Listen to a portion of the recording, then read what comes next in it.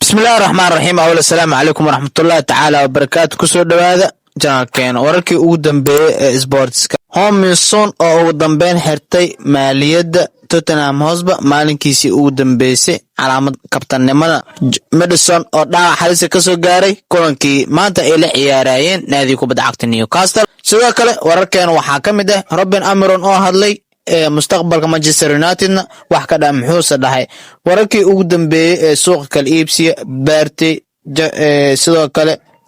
wararkii Bruno Fernandes oo Saudi loo soo gacan haatiyay Rashford, Sesko, Ronaldo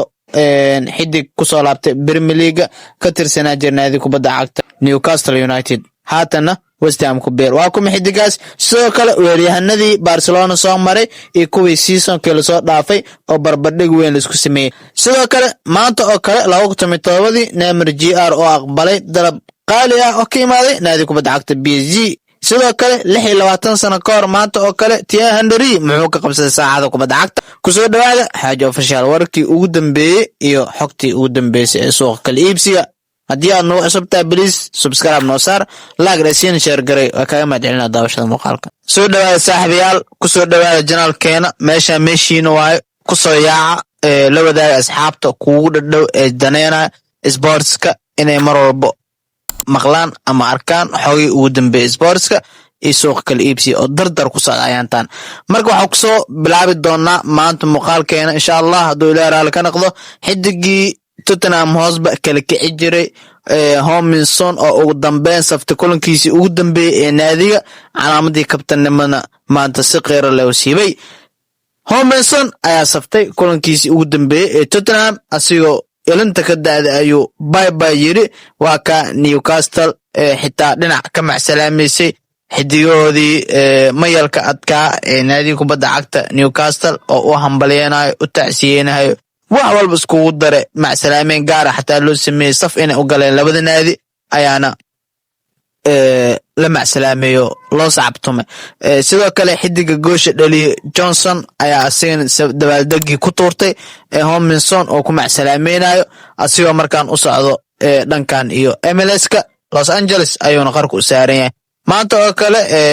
2015 ayuu imaaday naadi kubadda cagta Tottenham maantana waa kaaya 3/8/2025 10 sano kadib kulankiisa ugu dambeeyay ayuu u saftay. sidoo kale Son ayaa lagu soo warmay inuu saacadaha soo socdo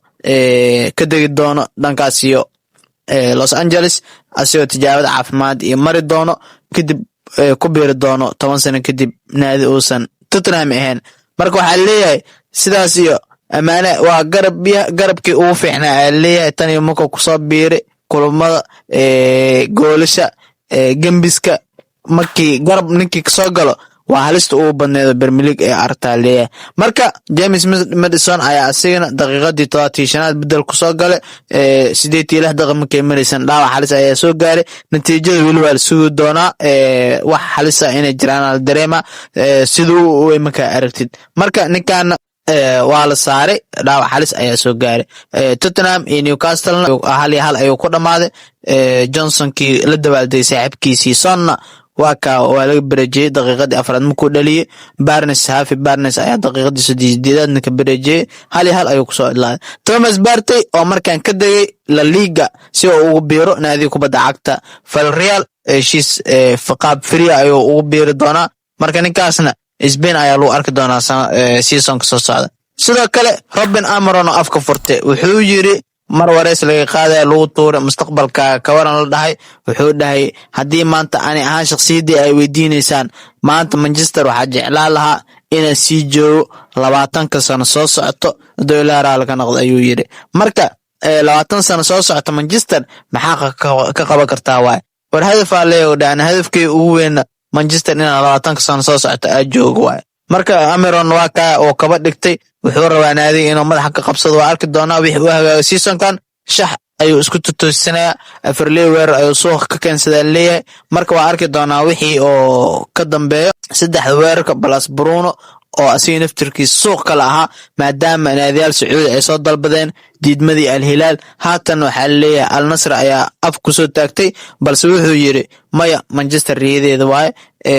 waxay u qalanta anoona gaarsiin kama tagay. Marka Bruno Fernandesna taariikh ayuu dhigayaa maadaama lacag intaas oo ku qaadan lahaa 3 sano oo Manchester jooge 1 sano ayuu xaq ku qaadan karaa laakiin diidma ayuu sameeynaya. Sidoo kale Marcus Rashford oo mar wax laga weydiiyay seasonka Barcelona ka waran hagaag wax fiican oo leeyahay naadi fiican ku soo biiray farxada dareema hay meeqa dhali doontaa lagu gagay wuxuu dhahay 100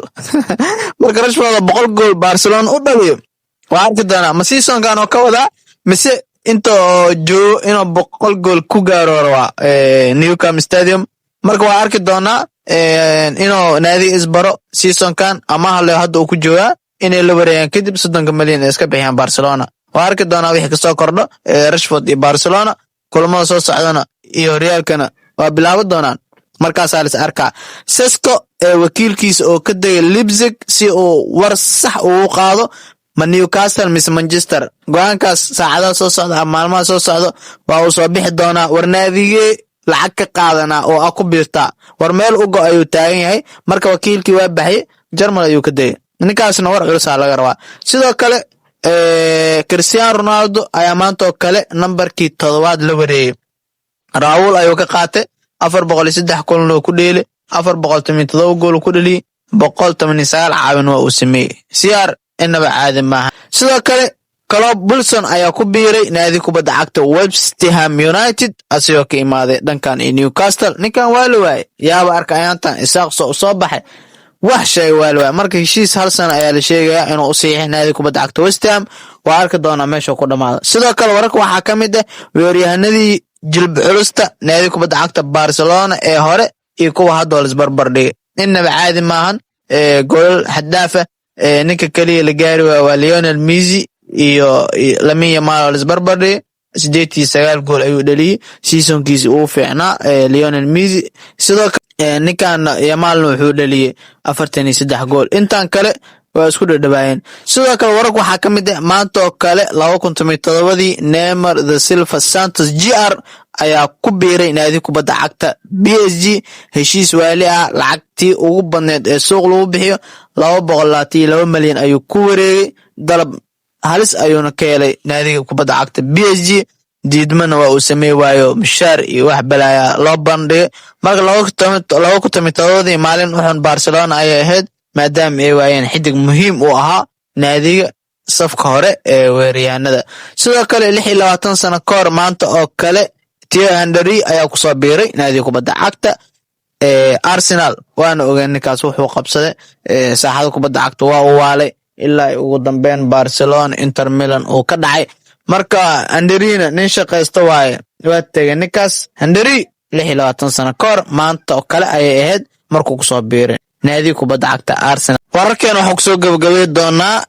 waa wiilkiisa Timo Werner ayaa markaan ku biiray Marseille asoo ka yimaada naadi kubadda cagta Juventus ninkan ayaa ka day qaab amaah ayuu ugu biiray leeyahay waa uu macsalaamay naadi kubadda cagta Juve asoo hore PSG Lille uu soo dheelay Faransa haatan Marseille ayuu ka dheeli doonaa naadiyaashiisa hore marka waa ka hor imaan doonaa